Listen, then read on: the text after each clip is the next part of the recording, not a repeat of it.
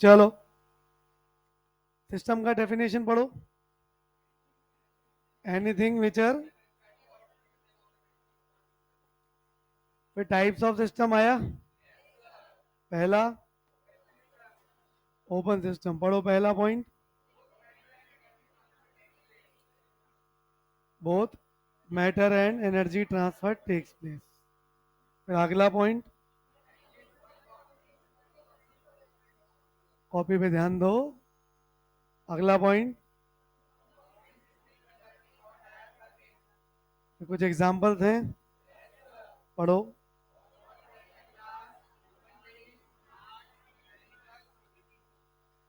अगला, पहला पॉइंट। अगला पॉइंट, अगला कंडक्टिंग और एग्जाम्पल है क्या? क्या है?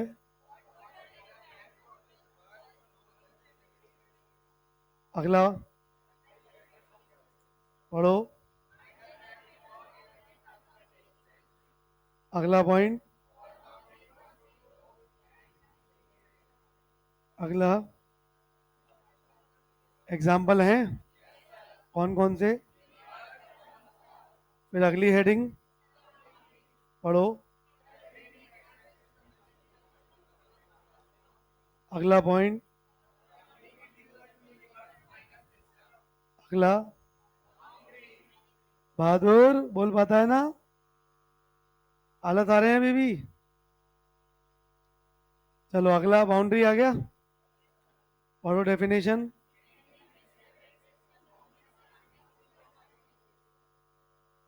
फिर टाइप्स ऑफ बाउंड्रीज, पहला रिजिड और नॉन रिजिड। देखो ये है रिजिड बाउंड्री, जिसपे प्रेशर अप्लाई किया फिर भी इसकी बाउंड्री चेंज, शेप चेंज नहीं होना चाहिए। यह है तुम्हारी non rigid boundary, pressure apply किया शेप बदल गया। ये कौन सी बाउंड्री हो गई? नॉन रिजिड, मतलब फ्लेक्सिबल बाउंड्री। अगली कैटेगरी कंडक्टिंग, मतलब जो एनर्जी ट्रांसफर होने दे, इसी का दूसरा नाम डायाथर्मिक। और कंडक्टिंग के अलावा दूसरी नॉन कंडक्टिंग। दो नाम और हैं इसके, इंसुलेटिंग और एडियाबैटिक, मतलब जो एनर्जी का ट्रांसफर नहीं होने दे। अगला रियल और इमेजिनरी बाउंड्री, जो बाउंड्री दिख रही है वो रियल बाउंड्री, जिसको इमेजिन करना पड़े। जैसे मुझे इस रूम में इस वाले पार्ट का एयर स्टडी करना है, मैंने ये बाउंड्री इमेजिन कर ली, ये कौन सी बाउंड्री हो गई? इमेजिनरी। कई बार होता है, जैसे हमारे पास ग्लास है, पानी भरा हुआ है पूरा, ग्लास तीन तरफ से तो पूरा पैक्ड दिख रहा है, बाउंड्री दिख रही है, और ग्लास को आपने ऊपर तक ही क्यों भरा? क्योंकि आपने इमेजिन कर रखा है इसकी बाउंड्री यहां तक है, इसके बाद पानी भरूंगा तो सारा बाहर आ जाएगा। पल्ले पड़ा क्या? तो वो बाउंड्री जो माननी पड़े, इमेजिन करनी पड़े, वो इमेजिनरी बाउंड्री। पल्ले पड़ा क्या? अगला point, state of a system, पढ़ो।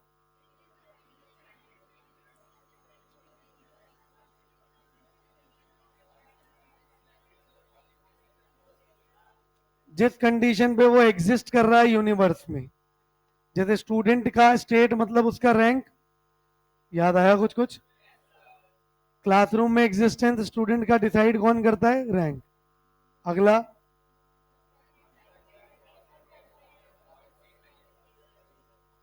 पढ़ो।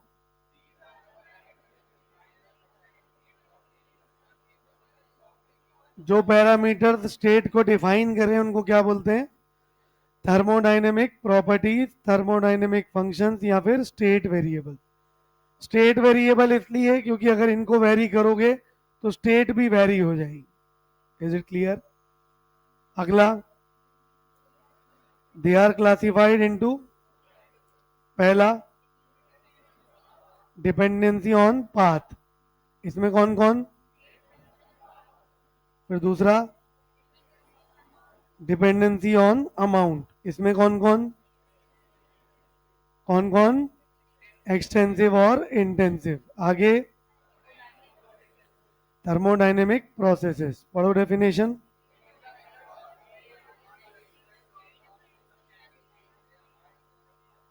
कितने कैटेगरीज के होते हैं? 5। पहला आइसोथर्मल प्रोसेस, पहला point that is does not change, delta T कितना? 0। अगला पॉइंट रिमेनिंग प्रॉपर्टीज में चेंज। अगला हीट ट्रांसफर में टेक प्लेस। अगला पढ़ो पहला वॉल्यूम रिमेन्स कांस्टेंट, मतलब डेल्टा वी का वैल्यू। सेकंड पॉइंट अगला वर्क डन इज ऑलवेज 0। अगला आइसोबारिक प्रोसेस, पढ़ो प्रेशर क्या हो? कांस्टेंट हो, मतलब डेल्टा पी बराबर 0। अगला पॉइंट क्लियर है क्या? अगला पहला पॉइंट मतलब Q बराबर 0। अगला पॉइंट अगला पॉइंट अगली प्रोसेस साइक्लिक प्रोसेस में क्या? Initial state is equal to final state for a system. अगली हेडिंग बनाओ,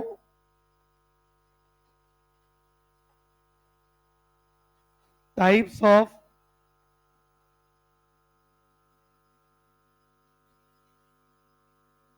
thermodynamic functions.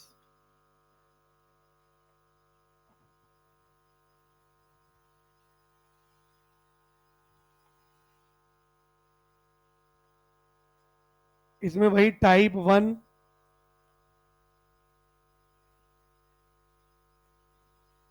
on the basis of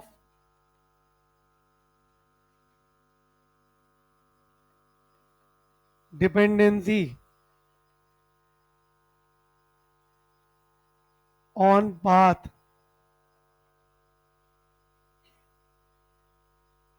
dependency पे। इसमें पहला हेडिंग बनाओ path functions.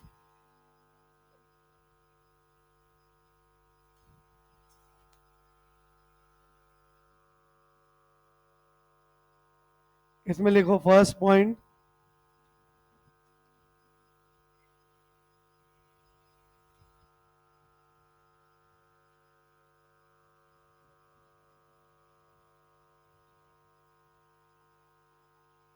those properties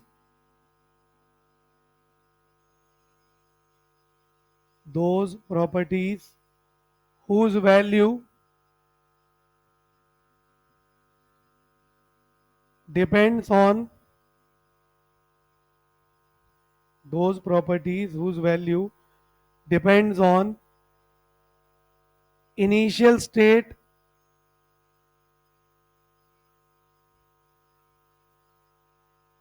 and final state of the system and final state of the system, as well as the path taken as well as the path taken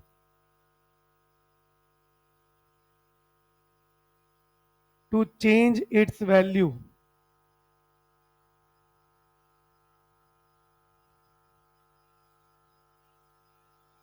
Second point,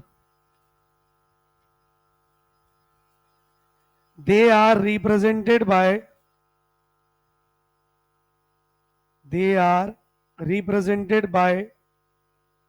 small letters. They are represented by small letters. Third point में लिखो examples.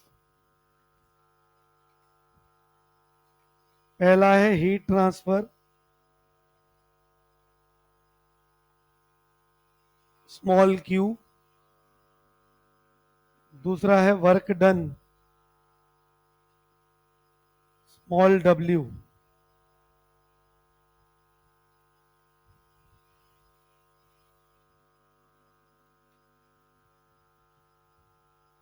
फिर लिखो second heading state functions.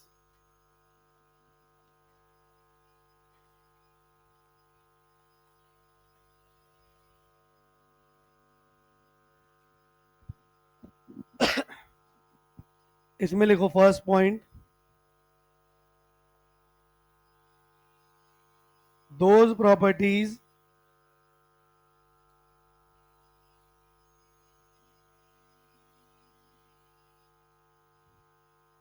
whose value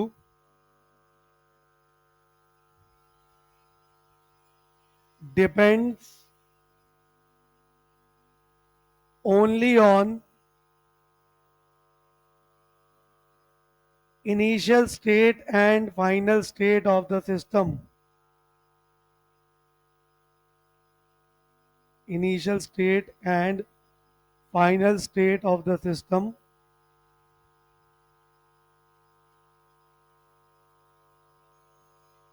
and not on the path taken, and not on the path taken.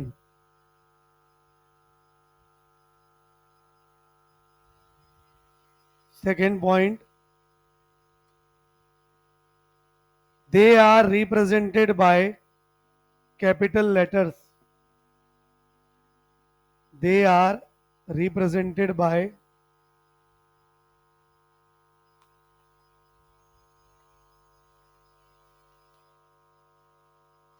capital letters. Third point में लिखो examples.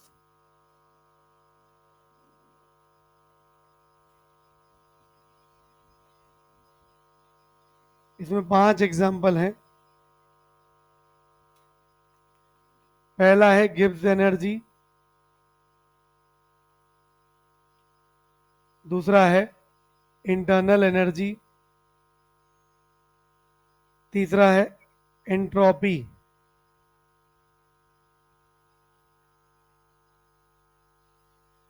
चौथा है enthalpy,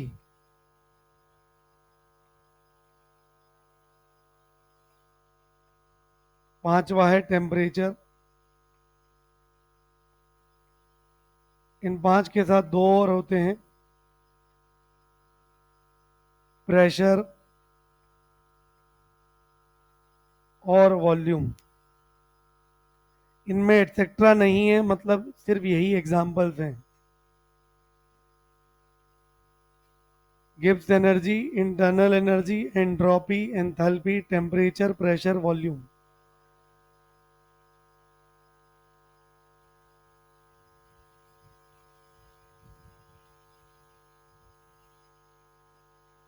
याद रखने का तरीका भी एक ट्रिक है छोटी सी। घर पे कोई भी मेहमान आता है तो उससे हम पहला सवाल यही पूछते हैं, क्या पियोगे पियोगे, यही पूछते हो ना मेहमान को अंग्रेजी में। ये रहा तुम्हारा गेस्ट। स्पेलिंग में मत जाना, दिख गया क्या? गेस्ट की स्पेलिंग में यू ही आता है ना, ये एक साथ आ गया। जिंदा हो ना? ये रहा तुम्हारा मेहमान, और उससे क्या पूछोगे, क्या पियोगे पियोगे। तुम दोनों फिर साथ में बैठ गए। उठ उधर, आज इसको भेजो। हाँ, इधर आओ फर्स्ट बेंच पे। अरे सब दिखेगा, जूम होके दिखेगा 5x। फोन वहीं रख देना। अब देखो, हाँ तो याद हो गया क्या? पहला कौन, दूसरा, तीसरा,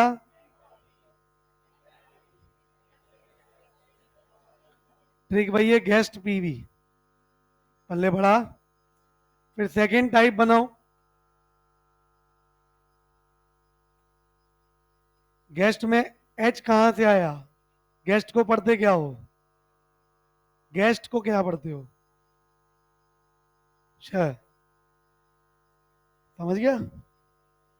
अंग्रेजी में तो गैसेट लिख देते हो तुम, एक्चुअल में तो गेस्ट होता है ना। Guess it. लिखो type 2। On the basis of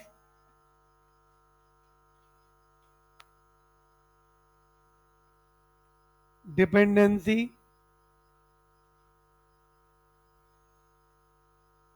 on amount present, कितना अमाउंट प्रेजेंट है उस पे डिपेंडेंसी पे। इसमें पहला है extensive properties.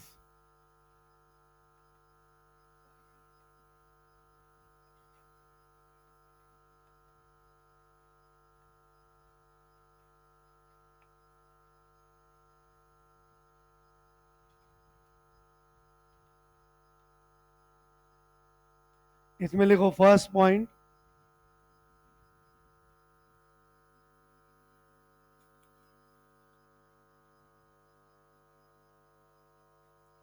their value depends on the their value depends on the amount present, their value depends on the amount present inside the system.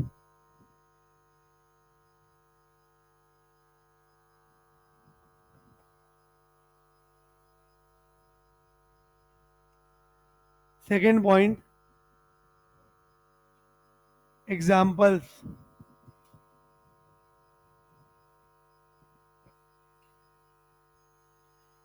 ये सारे एग्जाम्पल याद रखने हैं ना। लिखो मास, कॉमा वॉल्यूम,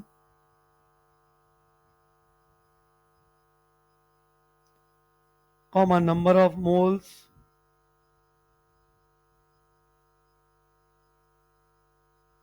कॉमा वो चारों एनर्जी लिख दो पीछे वाली, गिव्स एनर्जी, इंटरनल एनर्जी, एंट्रोपी और एंथैल्पी। गिव्स एनर्जी, इंटरनल एनर्जी, एंथैल्पी और entropy.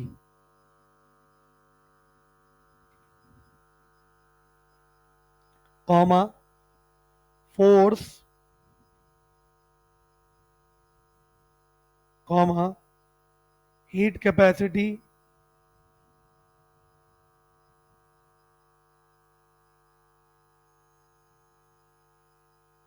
Comma surface area etcetera. अगली हेडिंग बनाओ, second, intensive properties.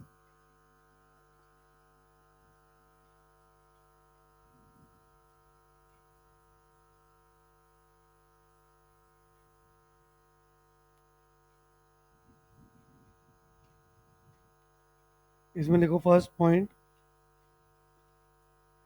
Their value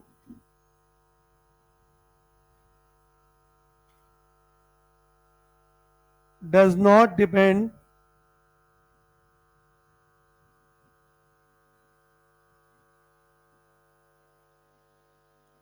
on the amount present in the system,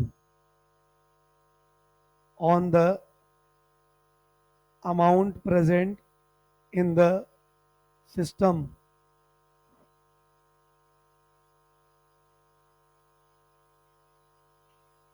फिर लिखो सेकेंड पॉइंट, एग्जाम्पल।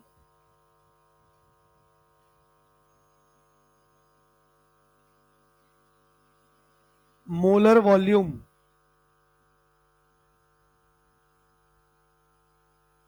ब्रैकेट में लिखो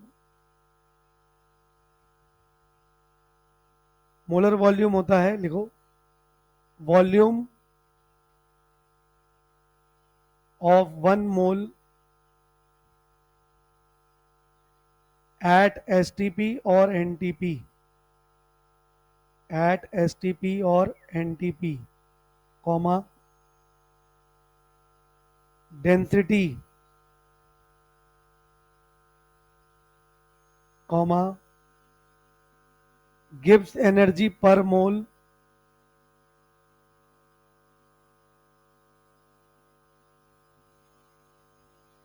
comma, molar enthalpy,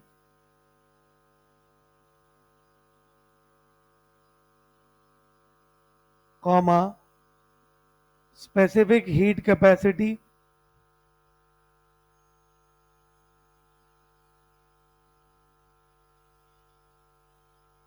comma, all concentration terms,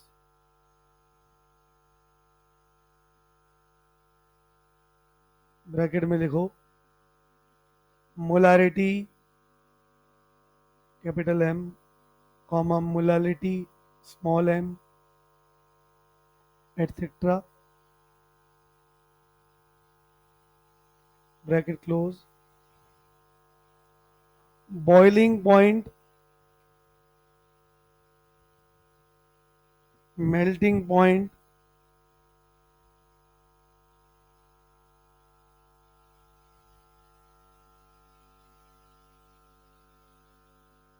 surface tension,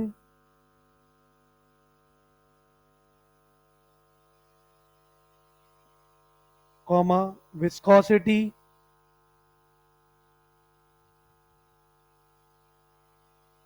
comma refractive index,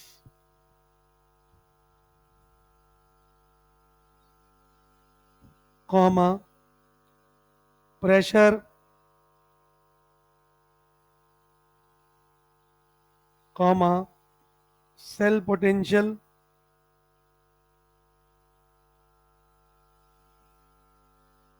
cell potential के साथ में लिख लो और इसी को बोलते हैं और EMF of cell,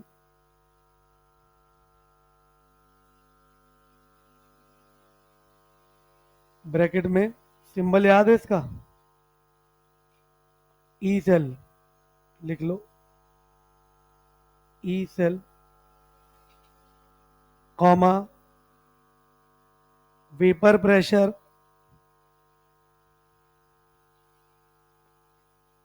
comma pH value, pH value etcetera.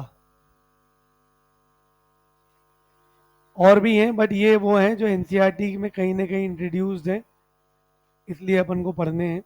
वापस आ जाओ हेडिंग पे, टाइप्स ऑफ थर्मोडायनेमिक फंक्शंस।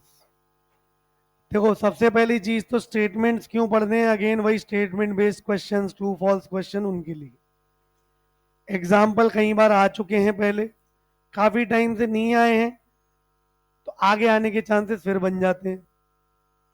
तो सबसे पहले ध्यान रखना कंबाइन मत करना दोनों टाइप्स को। देखो कैटेगराइजेशन अपनी अपनी जगह पे होता है। आप सोचो सर इसकी बची हुई प्रॉपर्टीज इसमें क्यों नहीं आई, इसकी प्रॉपर्टी उधर क्यों नहीं गई, क्योंकि डिपेंड किस पे कर रहा है उसके अकॉर्डिंग क्लासीफाई किए गए। पहला है on the dependency of path, इसमें वो प्रॉपर्टीज रखी गई हैं जो कि जिनकी वैल्यू पाथ की वजह से चेंज हो सकती है।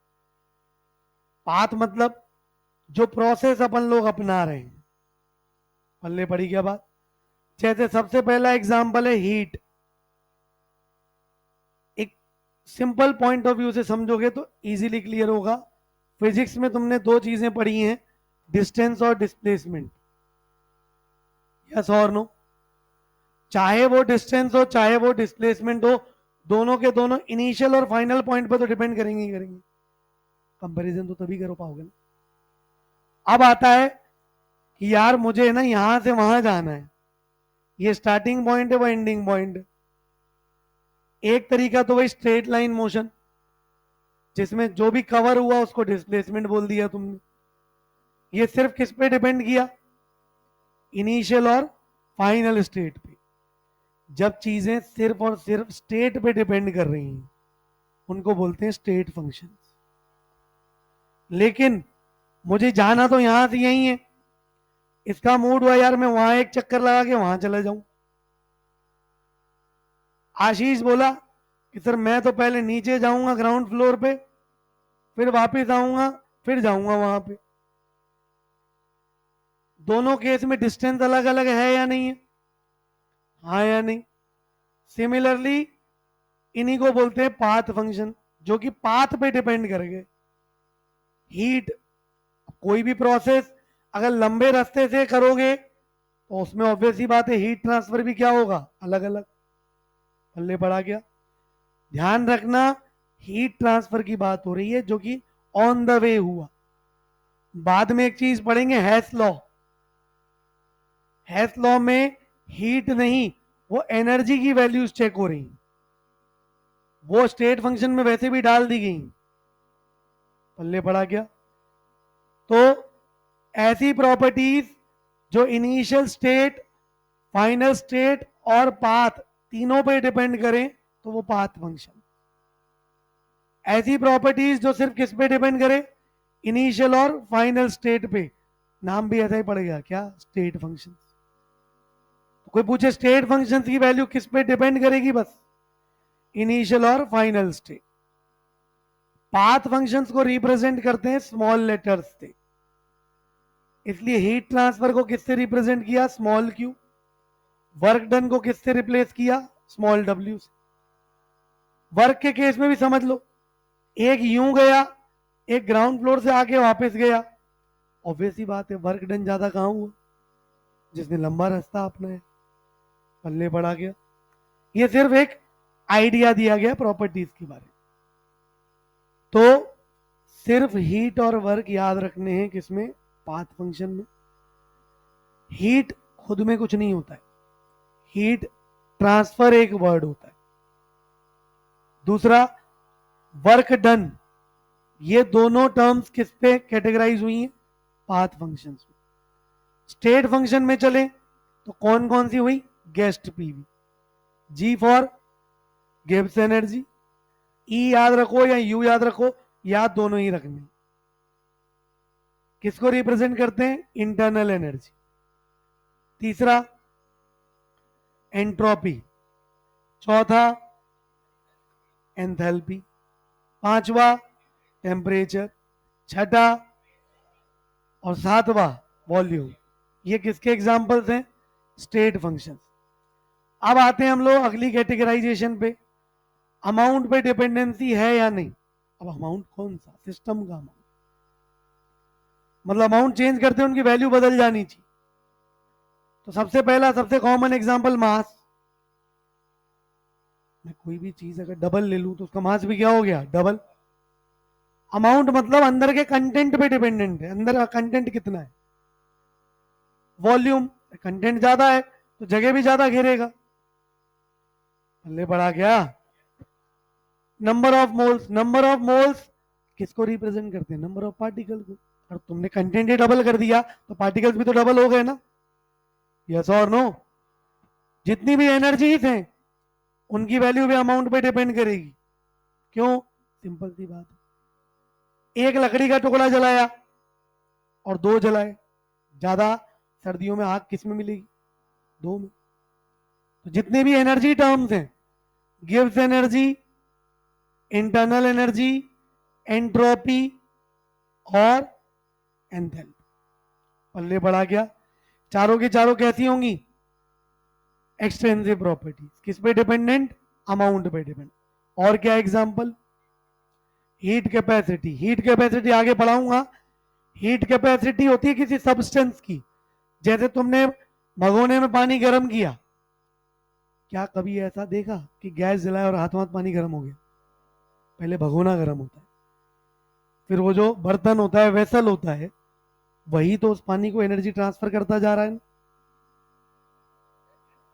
अब उस भगोने का कंटेंट जितना ज्यादा होगा उसकी हीट स्टोर करने की कैपेसिटी भी तो ज्यादा होगी। इसलिए देखा होगा पतला मटेरियल होता है वो एनर्जी कंडक्शन जल्दी कर देता है, जो थोड़ा मोटा मटेरियल होता है, डेंस मटेरियल होता है, डेंस का मतलब अंदर अमाउंट बहुत ज्यादा है, उसके थ्रू ट्रांसफर होने में थोड़ा टाइम लगता है, यस और नो। तो हीट कैपेसिटी क्या होता है,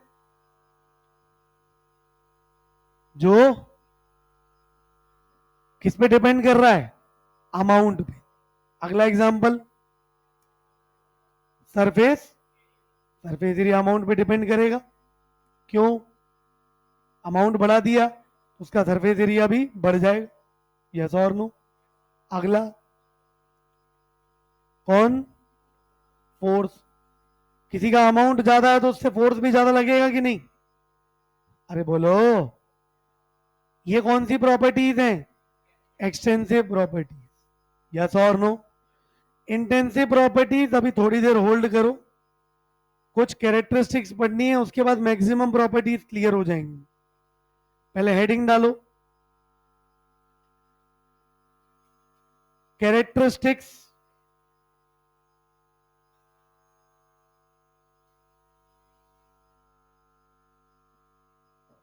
ऑफ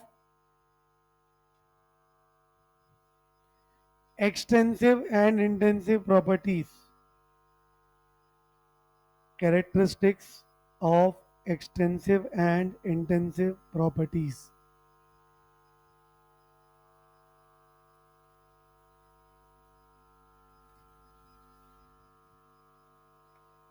लिखो first point, extensive properties. Extensive properties are additive.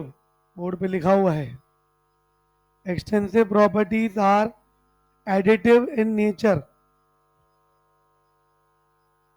while intensive properties are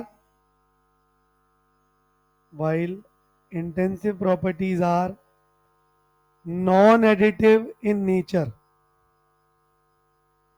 तो एडिटिव कौन है? एक्सटेंसिव। और नॉन एडिटिव कौन है? इंटेंसिव। इसमें एक टेबल बनाएंगे अपन,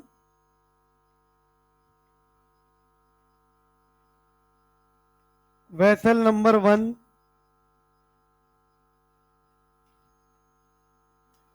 वेसल नंबर 2,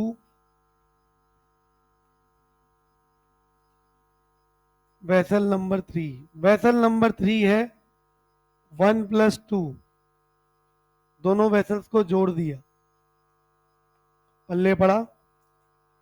क्या रखा है तीनों वेसल में? पानी। मिक्स करोगे तो भी क्या आएगा?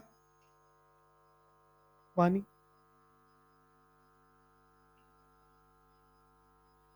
इसमें मैंने लिया 1 लीटर पानी, इसमें भी मैंने लिया 1 लीटर पानी। क्या कहते हो, वेसल 3 में कितना पानी होगा? 2 लीटर पानी। अच्छा, वाटर की डेंसिटी 1 ग्राम पर ml होती है, यस और नो? तो 1 लीटर पानी का मतलब 1 kg पानी हो गया क्या?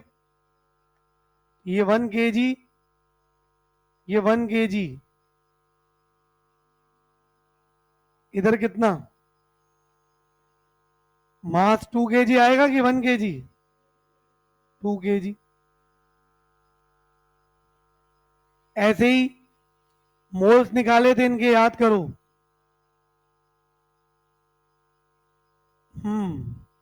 1000/18 लिख दूं अभी। ये क्या आए थे? मोल्स। ये भी कितना आया था? अब जब जोड़ोगे तो मास भी तो डबल हो गया, तो कितना हो गया? 2000/18 मोल्स। जाग रहे हो क्या? यहां तो बात की है वॉल्यूम की, यहां मास की,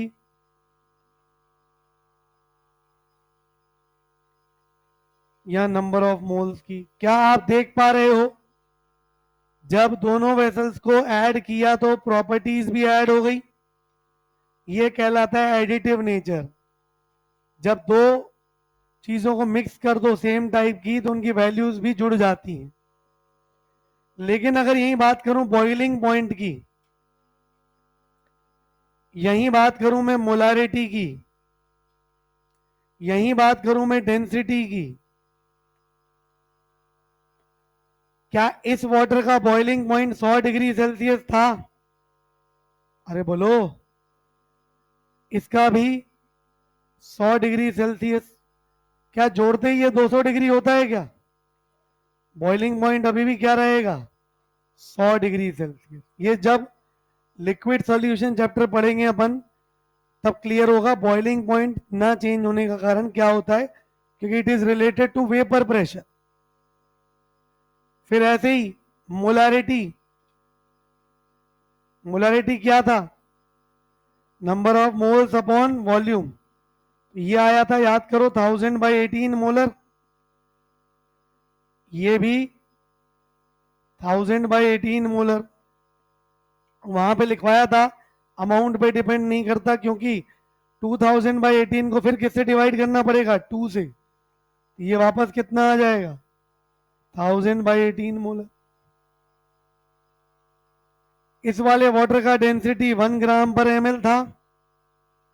ये भी 1 ग्राम/ml। डेंसिटी क्या होता है? Mass upon volume. अब उल्टा सोच लो, यहाँ पे मास 2 kg, वॉल्यूम 2, वापस 1 ग्राम/ml आ गया क्या?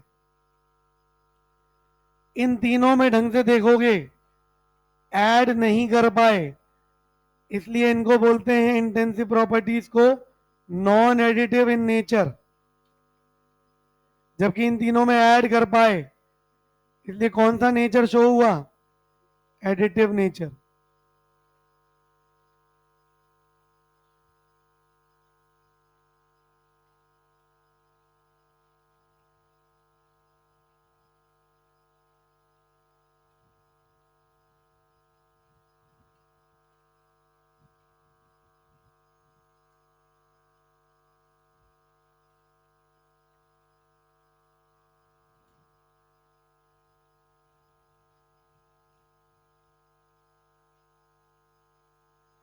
झेल पाए क्या? ये है पहली कैरेक्टरिस्टिक्स।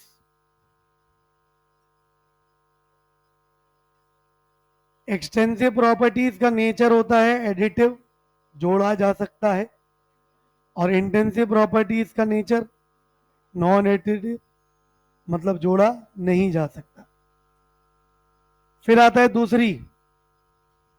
नहीं लिखा था क्या देवेंद्र जी? वो कहाँ है आज? हाँ, नहीं आएगा, सोता रह गया। नमाज 1:30 बजे होती है उसकी।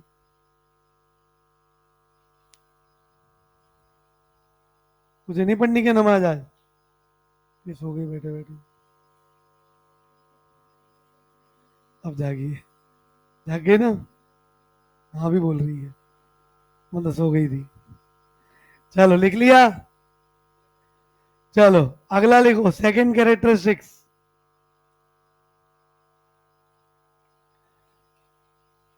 When two extensive properties are divided,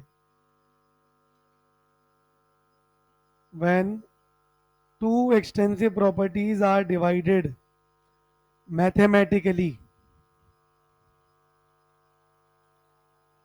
when two extensive properties are divided mathematically, comma, the result will be an intensive property.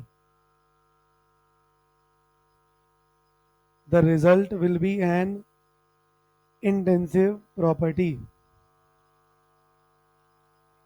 जैसे एग्जाम्पल, डेंसिटी का फॉर्मूला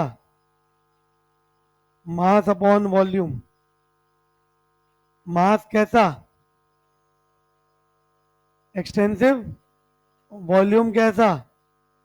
एक्सटेंसिव। पर डेंसिटी कैसी? इंटेंसिव। और देखो molarity, number of moles upon volume. Moles extensive, volume पर concentration term सारी कैसी होती हैं? इंटेंसिव। अभी आपने देखा, क्या इसको ऐड कर पाए? मतलब कौन सी थी? इंटेंसिव। लिखो एग्जांपल।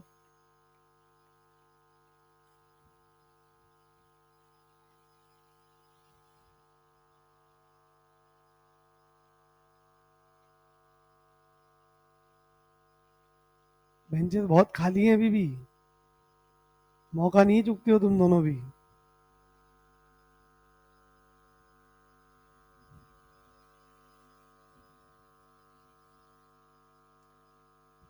दोनों पता है अलग अलग बिठा दो ना, इतने तड़पते हैं दोनों। वो कंटिन्यूसली गर्दन उसकी तरफ घुमा के बैठा है। वो क्या बोलते हैं, वो बॉलीवुड की पुरानी पिक्चर में तिरछी निगाहें, उसी को देख रहा है ना पक्का।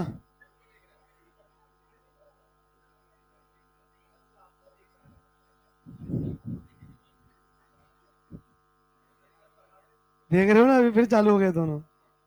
वो क्या कहते हैं वो, हाँ, नहीं तो वो एक देसी भाषा में बोलते हैं, मियाँ बीवी की नोक झोंक। तू क्यों शर्मा रही है?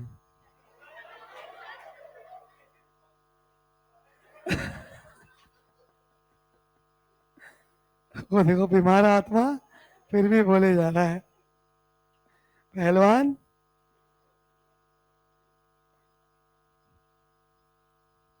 क्या कह रही तू?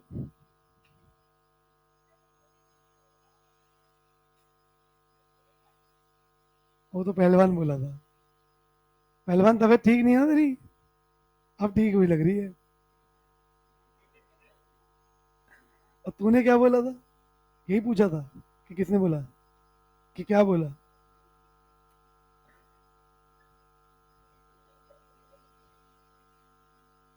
सासू माँ दोनों तरफ से होती है ना। एक पार नहीं पाया तो दूसरी आ गई, वो बेचारी फंस गई दोनों। लड़ाई इन मियाँ बीवी की चल रही है। मैं वो तलाक कराने वाला जज।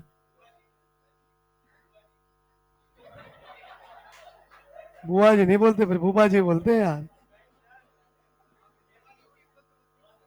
चलो लिखो अगला पॉइंट। ये किस दिन मुझे लग रहा है ये हरकतें ऐसी कर रहा है कि यहाँ भी बैठने लायक नहीं बचेगा। पीछे भेज दूं क्या? बाहर जाके बैठ, मोबाइल में देख के पढ़ना आप। लिखो व्हेन, हाँ third point, when any extensive property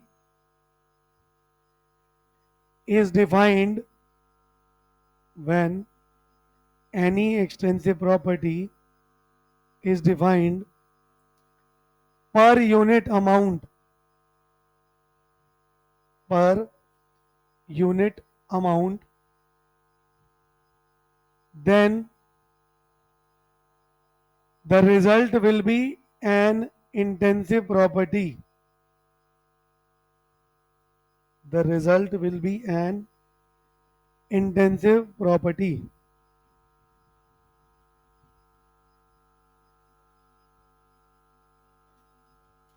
Example,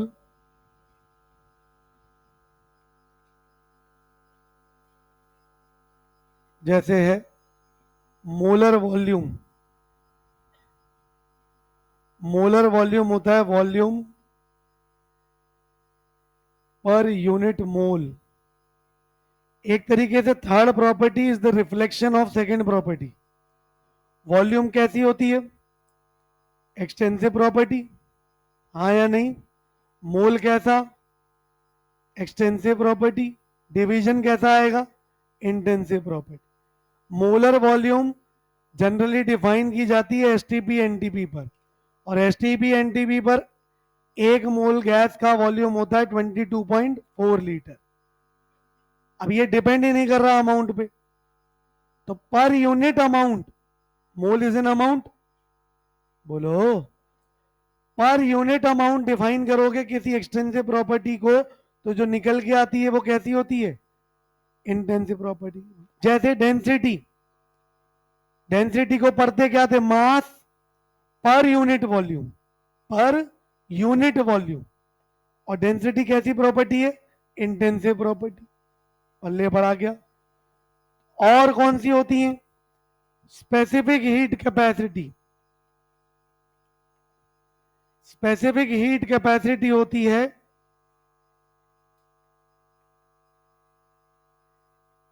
heat capacity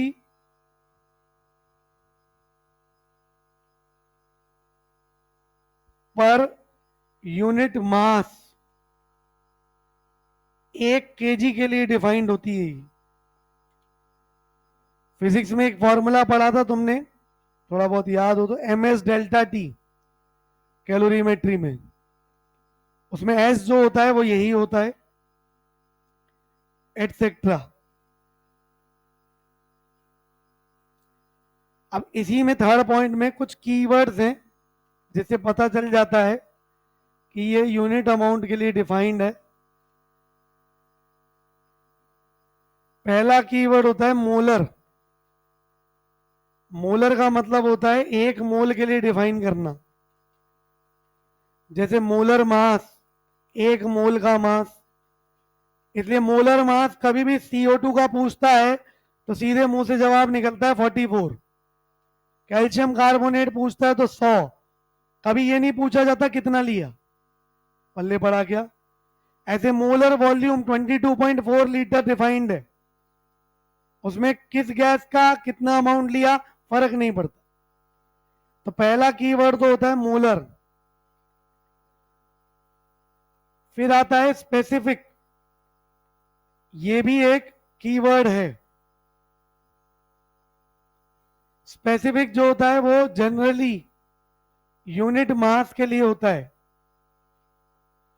मास भी जनरली केजी में लिया जाता है।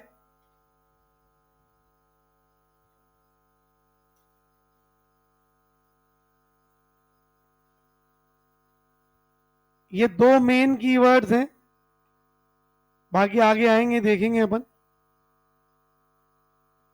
अब आ जाओ वापस इंटेंसिव प्रॉपर्टीज पे।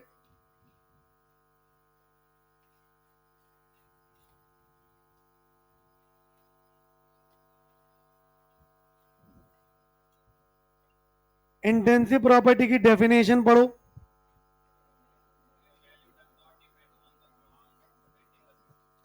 Their value does not depend on the amount present in the system. Amount कितना भी लो उनकी वैल्यू क्या रहती है, सेम।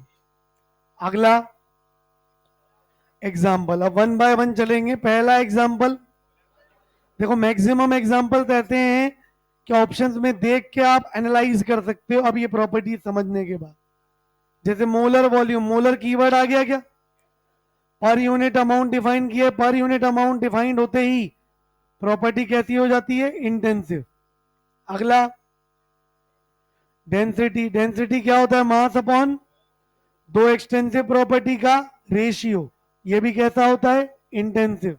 अगला गिब्स एनर्जी पर मोल, या फिर मोलर गिब्स एनर्जी भी बोल देगा इसको। गिब्स एनर्जी कैसी थी, एक्सटेंसिव थी ना, पर मोल, मोल भी कैसा था, एक्सटेंसिव, रेशियो कैसा, इंटेंसिव। अगला मोलर एंथैल्पी, मोलर वर्ड आ गया क्या। अगला स्पेसिफिक हीट कैपेसिटी, क्लियर है क्या। अगला ऑल कंसेंट्रेशन टर्म्स, क्योंकि ये रेशियो होता है, ऊपर भी एक्सटेंसिव होता है और नीचे भी एक्सटेंसिव। अगला boiling point, freezing point, freezing point लिखाया था उधर, एटसेट्रा के बाद लिख लो, एटसेट्रा काट के पहले फ्रीजिंग पॉइंट भी लिख लो।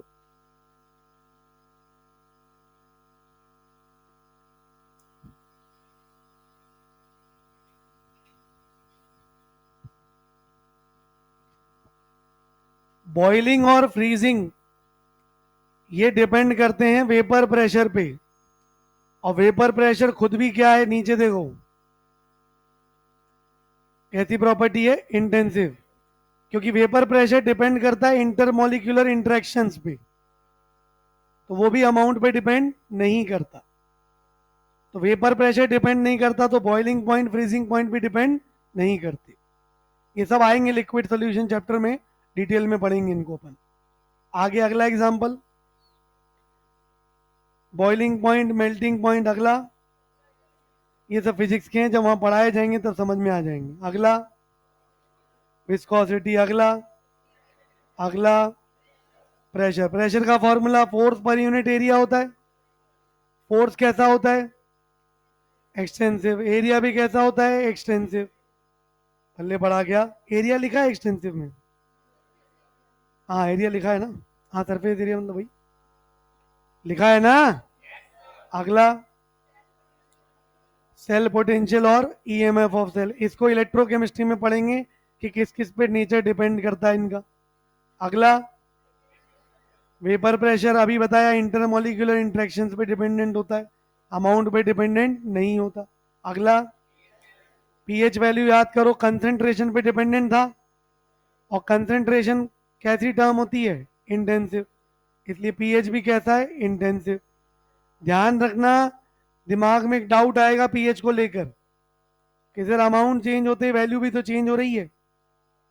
हाँ, क्या चेंज होती? अमाउंट चेंज होते ही क्या चेंज हो गई? वैल्यू। क्योंकि उस टाइम पे हम लोग वॉल्यूम में चेंज नेग्लेक्ट कर देते हैं। उस टाइम पे हम जो पढ़ रहे हैं वो डाइल्यूट सोल्यूशन है। समझ में आई बात? डाइल्यूट सोल्यूशन का मतलब होता है मेजरली कौन? पानी। उस टाइम पे इसलिए हम लोग क्या सोचते हैं कि यार इसके मोल बढ़ गए।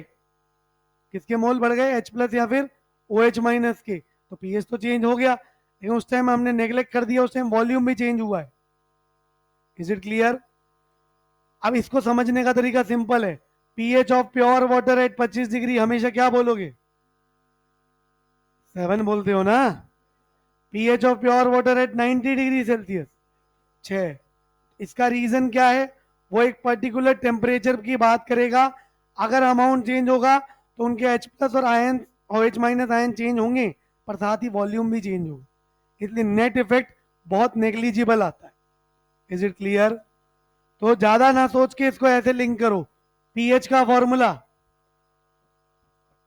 अरे आयनिक पढ़ के आए हो, minus log concentration of H plus ion.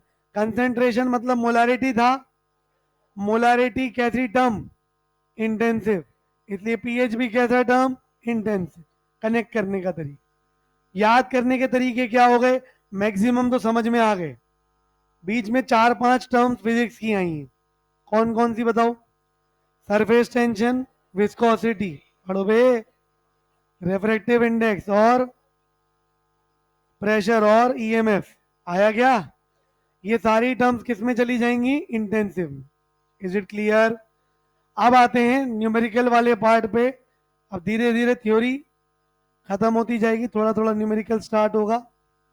Heading डालो, modes of energy transfer.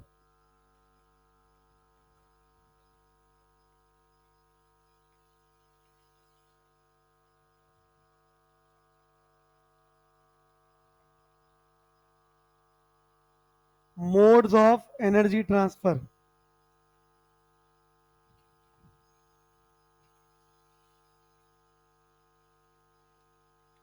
Energy transfer करने के दो मोड्स होते हैं, एक होता है heat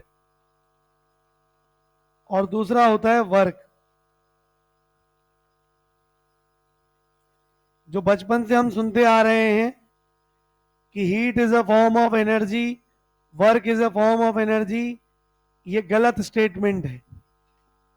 heat is the form of energy transfer, as a work is a form of energy transfer. एक तरीके से बोला जाए तो गलत भी ना बोल के हम वर्ड बोलेंगे इनकम्प्लीट स्टेटमेंट था। एनर्जी ट्रांसफर करने के लिए दो तरीके अपनाए जाते हैं, पहला कौन? हीट, दूसरा कौन? वर्क। सबसे पहले हेडिंग डालो, हीट। इन दोनों को डिटेल में पढ़ेंगे।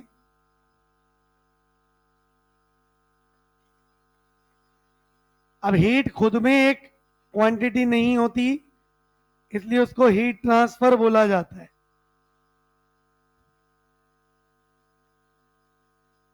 सिंबल होता है इसका small Q.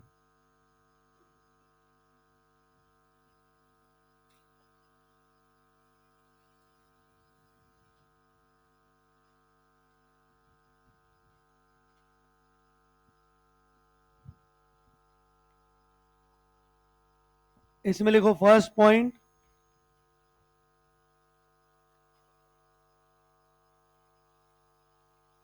heat transfer generally occurs,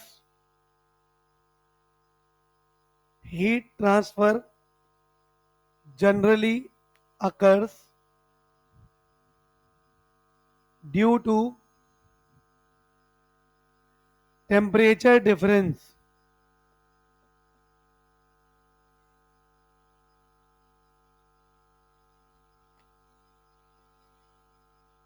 ये इसकी स्टैंडर्ड डेफिनेशन है, पुरानी डेफिनेशन। फिर आगे पढ़ेंगे अपन कि कभी अगर टेम्परेचर चेंज नहीं हो रहा है तो भी हीट फ्लो हो सकती है, तो हाँ हो सकती है।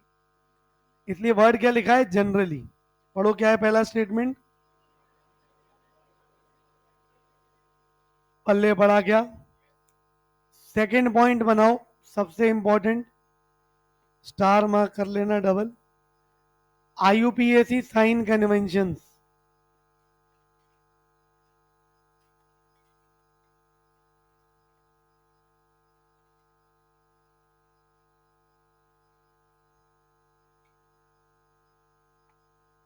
IUPAC sign conventions.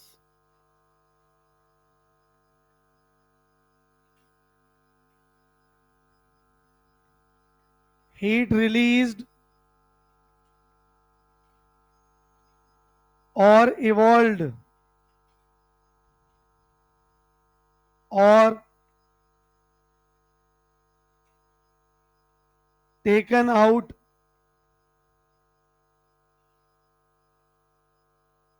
of the system is used with negative sign। तो क्यू रिलीज्ड कभी भी लिखना है तो साइन क्या यूज करेंगे, negative.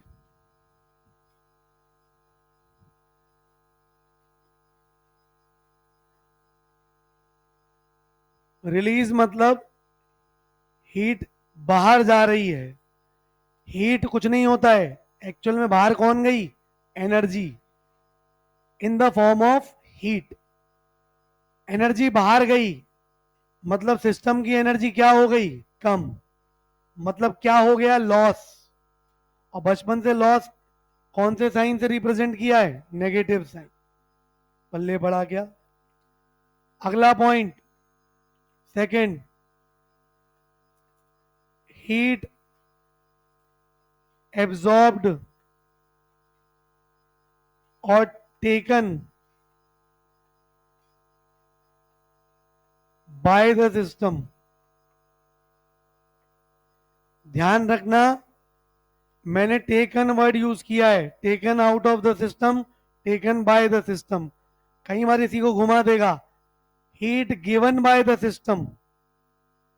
Given by the system मतलब कहां गई, बाहर, तो फिर वहां चला गया वो। तो कंफ्यूज नहीं होना है बाय द सिस्टम वर्ड से।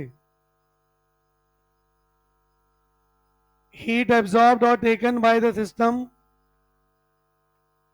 is used with positive sign।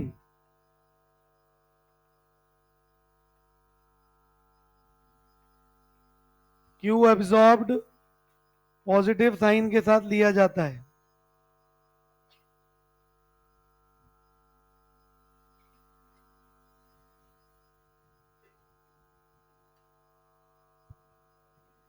इस चैप्टर में सबसे इंपॉर्टेंट चीज है ये साइन कन्वेंशन।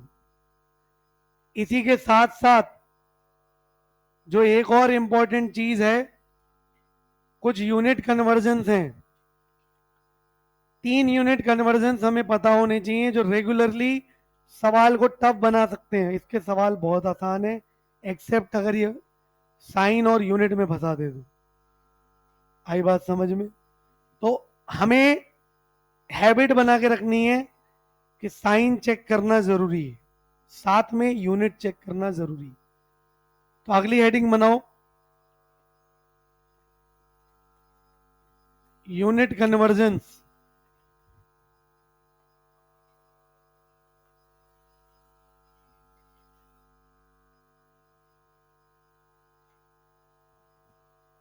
सबसे पहले हम बात करेंगे एनर्जी के।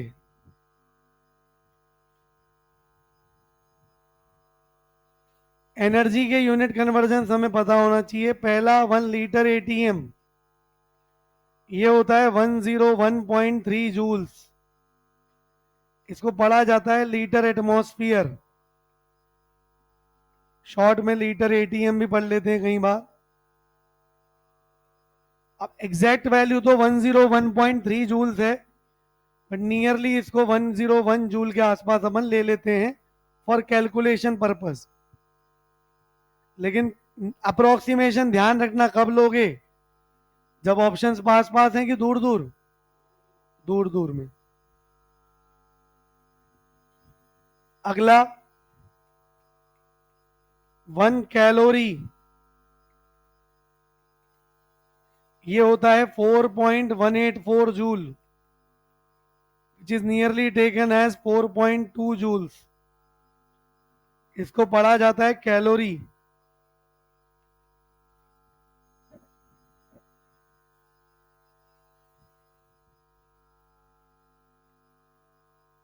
फिर आता है तीसरा कन्वर्जन, 1 अर्ग, ये होता है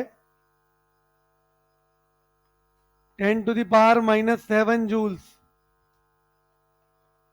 लास्ट 1 इलेक्ट्रॉन वोल्ट, ये होता है 1.6 इंटू 10⁻⁻19 जूल। इसको इलेक्ट्रॉन वोल्ट पढ़ते हैं।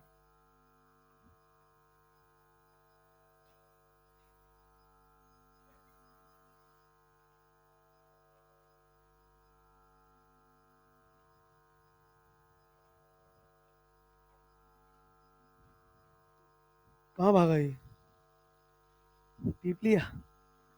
अब इसमें कभी कभी दो चीजें आती हैं। सबसे पहली चीज तो ऑर्डर।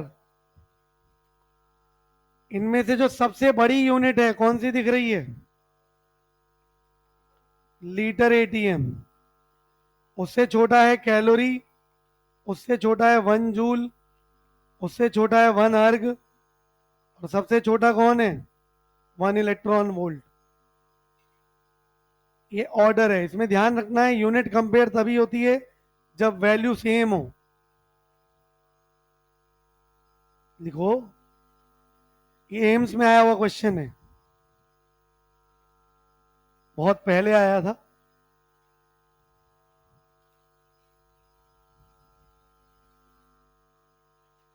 इसी में साथ में है ना एक, कभी कभी डेफिनेशन काम आ जाती है 1 कैलोरी की।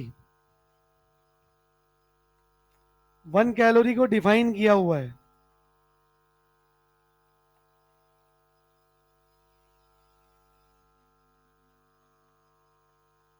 It is the amount of energy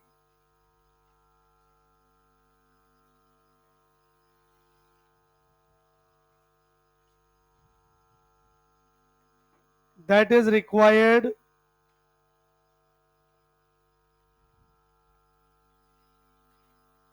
to raise the temperature of pure water from 14.5 degrees Celsius to 15.5 degrees Celsius।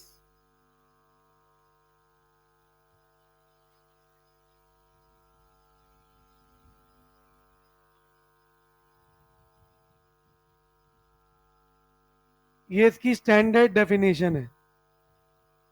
जो वैल्यू निकल के आई ना 4.184 जूल, वो एक्चुअल में इस 1 डिग्री के लिए आई थी। और किसका टेम्परेचर रेज कर रहे थे, प्योर वाटर का। ये टेम्परेचर लेने का कारण सिंपल है, जो साइंटिस्ट इसको कैलकुलेट कर रहा था वहां का स्टैंडर्ड रूम टेम्परेचर यही था। उसने 1 डिग्री सेल्सियस चेंज चेक करना चाहा, इसलिए है।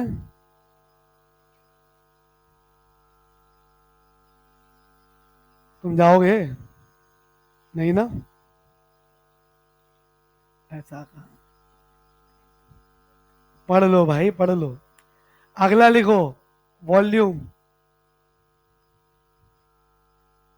वॉल्यूम में पहला 1 मिलीलीटर, 1 सेंटीमीटर क्यूब और 1 क्यूबिक सेंटीमीटर, ये क्या होते हैं? सेम।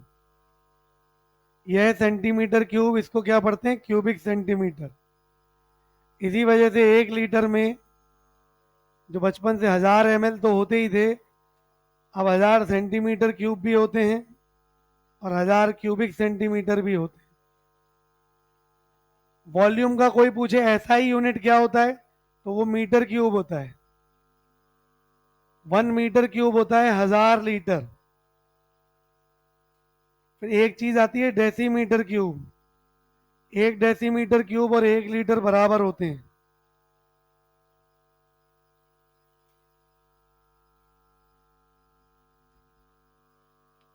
इसको कभी कभी उल्टा यूज करना पड़े तो 1 लीटर 10⁻³ होता है।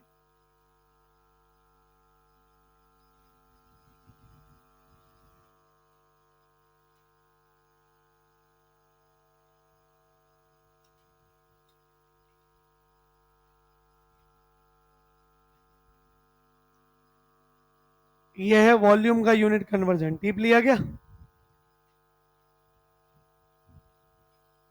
ये सब काम आएंगे अभी जब वर्क के न्यूमेरिकल्स करेंगे अपन।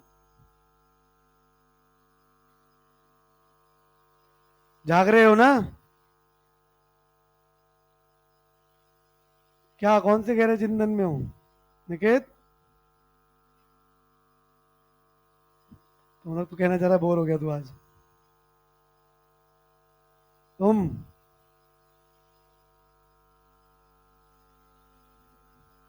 है ना? लिखो अगला, प्रेशर।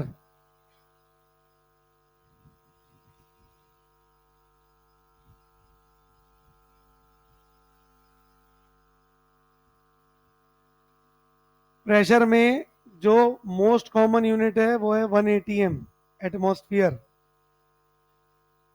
1 एटमॉस्फियर होता है 760 मिलीमीटर ऑफ Hg, और यही होता है 760 टॉर। फिर होता है 76 सेंटीमीटर ऑफ Hg।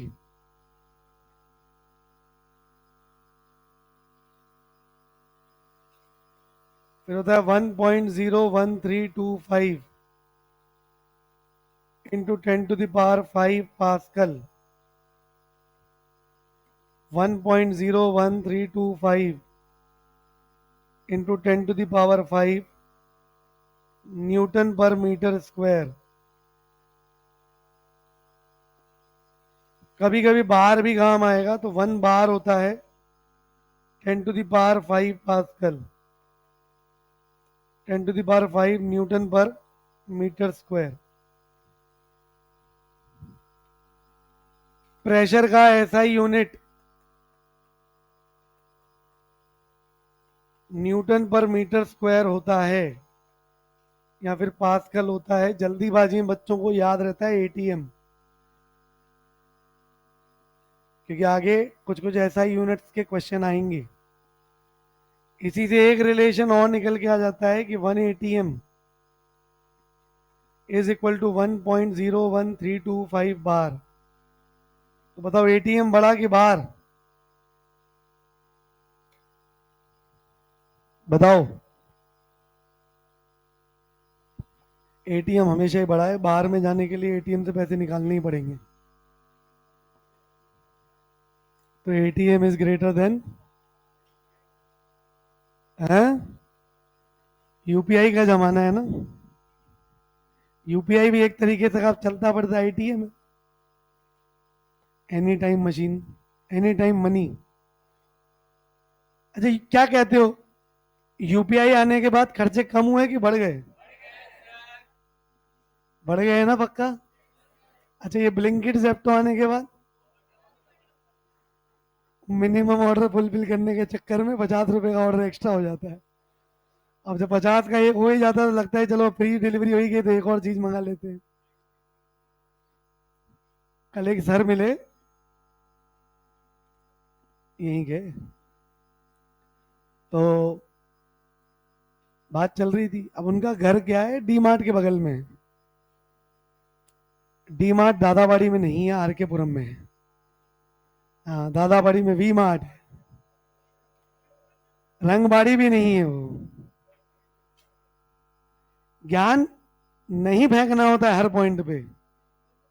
कहीं क्या होता है, उल्टे लपेटे में आ जाते हैं फिर। तो मतलब मैं बोल रहा हूँ इतनी देर से।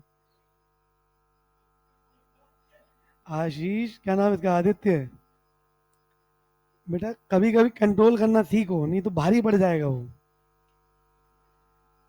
अब बात यही चल रही थी कि सर मेरा घर मतलब डी मार्ट के बगल में है। अब डी मार्ट के बगल में इससे बड़ा ग्रोसरी स्टोर तो वैसे भी इंडिया में कोई नहीं। और भाई डी मार्ट नहीं गया 11 महीने से, ब्लिंकिट जेप्टो से मंगा रहा है, बगल वाली बिल्डिंग में रहता है। तो मैंने अगला सवाल ये पूछा, सर सामान कम आया है या ज्यादा। सर ऑब्वियस सी बात है, हम क्या सोचते हैं ये फैसिलिटी मिल रही है अपन को, कौन जाए वहां, 10 रुपए का पेट्रोल लगेगा, टाइम टाइम बचेगा। फैसिलिटी की लेकिन एक कीमत होती है। जो आजकल के स्टार्टअप्स जो चीज दे रहे हैं ना, अभी तुमने देखा होगा फोन पे वगैरह जो पहले रिचार्ज फ्री में करते थे, अब चार्ज करने लग गए ना। 1 1.5 रुपए 2 रुपए कुछ भी, जो भी चार्ज कर रहे हैं। अब डेली के तुम खुद सोचो, कुछ नहीं से कुछ नहीं 10 लाख रिचार्ज भी कर दिए उन्होंने, तो 20 लाख रुपए तो कमीशन कमीशन से आ गया उनके। उसके अलावा जिन कंपनीज का वो रिचार्ज कर रहे हैं उनसे भी तो लेते हैं। यही है कंफर्ट की कीमत। फ्लिपकार्ट जब लॉन्च हुआ था ना, सबसे पहले फ्लिपकार्ट जहां तक लॉन्च हुआ है मुझे याद है 2013 या 14 में। हम कॉलेज में थे उस टाइम पे, फाइनल ईयर ऑलमोस्ट आने वाला था हमारा। बहुत गालियां पड़ती थी, अरे कौन लेगा सामान, बहुत महंगा देंगे, लूट लेंगे, ये कर लेंगे वो कर लेंगे। और अब हालत ये है कि मार्केट में कोई नहीं जाता। बोले मंगा लो यार, ठीक है 20 रुपए महंगाई तो दे रहा, मंगा लो। होता है ना। पहले जब ये ब्लिंकिट जेप्टो ये सब किराने की दुकानें जो चल रही थी पहले, पहले लोग उन पे भागते थे। फिर अब देखो सब चीजें उसी पे आ रही हैं। मुद्दे का तात्पर्य ये है, ज्यादा कंफर्ट जोन में मत जाओ, थोड़ा बाहर निकलने की हैबिट रखा करो। शाम को खाना मंगाना है, चलो स्विगी कर लिया, क्यों भैया, जाओ ना दोस्तों के साथ थोड़ा घूम फिर आओ, चल लो थोड़ा सा। होता है ना ये चीज। अब गर्ल्स हॉस्टल में थोड़ा सा रेस्ट्रिक्शन होता है, नो डाउट। पर आजकल मैंने देखा है कि कोटा में कमी हो रहा है ये भी।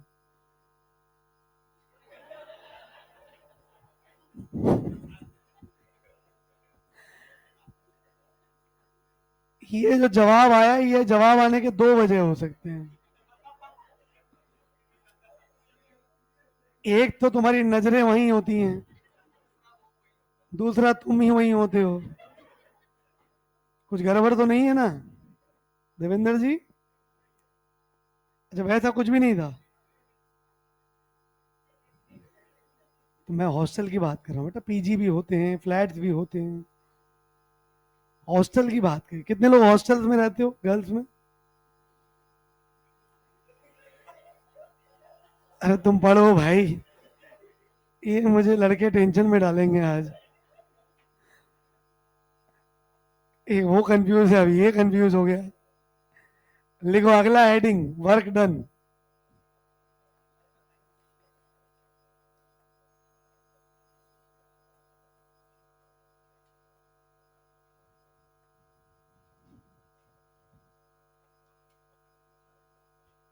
वर्क दो तरीके का होता है। एक होता है पीवी वर्क,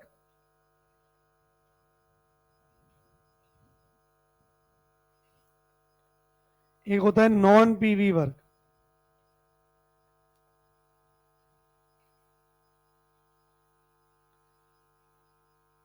पीवी वर्क मतलब जिसमें volume change takes place.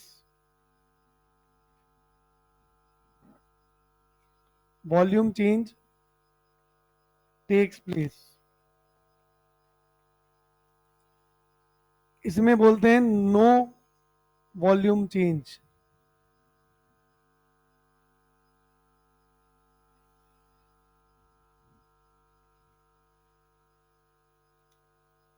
Non PV work होता है यूजफुल वर्क।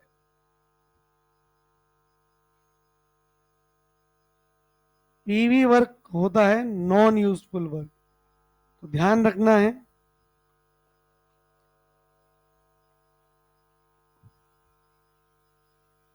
नॉन इसके नाम में है, लेकिन नॉन यूजफुल इसका है। पीवी वर्क के एग्जांपल दो ही हैं, एक्सपेंशन और कंप्रेशन।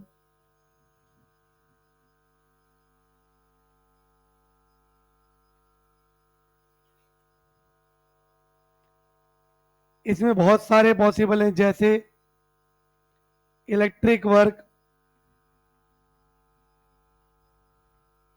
ग्रेविटेशनल वर्क,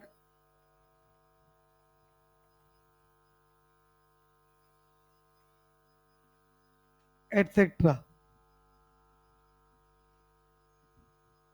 जब वॉल्यूम चेंज होगा तो उसको बोलते हैं पीवी वर्क, नहीं होगा तो नॉन पीवी वर्क। अब अगर एनर्जी जो है वो वॉल्यूम चेंज में ही खराब हो गई तो उसको बोलते हैं कौन सा वर्क? नॉन यूजफुल वर्क, जैसे एक्सपेंशन और कंप्रेशन। ऐसे ही नॉन पीवी वर्क मतलब जिसमें वॉल्यूम चेंज, तो मतलब जो एक्चुअल में एनर्जी चेंज हो रहा है वो काम आ रहा है। जैसे बटन ऑन किया, पंखा चालू हो गया, कौन सा वर्क? इलेक्ट्रिक वर्क, कंफर्ट मिला हमको, पल्ले बढ़ा गया। ग्रेविटेशनल वर्क, बटन ऑन किया, मोटर ऑन हुई, पानी ऊपर चढ़ा, टंकी भर गई, कैसा वर्क हुआ? यूजफुल वर्क, पल्ले बढ़ा गया। सीढ़ियां चढ़े, क्योंकि ऊपर बेडरूम था, सोना था, सीढ़ियों चढ़ते टाइम तुमने अगेंस्ट द ग्रेविटी काम किया, बट बेडरूम में जाके सोना भी जरूरी था, कौन सा वर्क? Useful work. ये हमारे सिलेबस में नहीं है। तो हमारा सिलेबस कैसा है? पल्ले बढ़ा गया। ये बात मान लो, मैक्सिमम सिलेबस तुम्हारा प्रैक्टिकल नहीं है। अब कौन भोगा? क्यों जानवर बनता है बीच बीच में यार तू? कौन था? वो पीछे वाला भी तो आदित्य ही है। अरे पीछे वाले का नाम आदित्य ही है। क्यों बोला रे तू? अच्छा, पढ़ते समझते टाइम मत बोला करो कुछ भी। चलो बाकी बातें कल करेंगे। कल डिस्कशन है, मॉड्यूल पूरे का बताया था ना? क्या? कल सैटरडे ही तो है, फिर बोला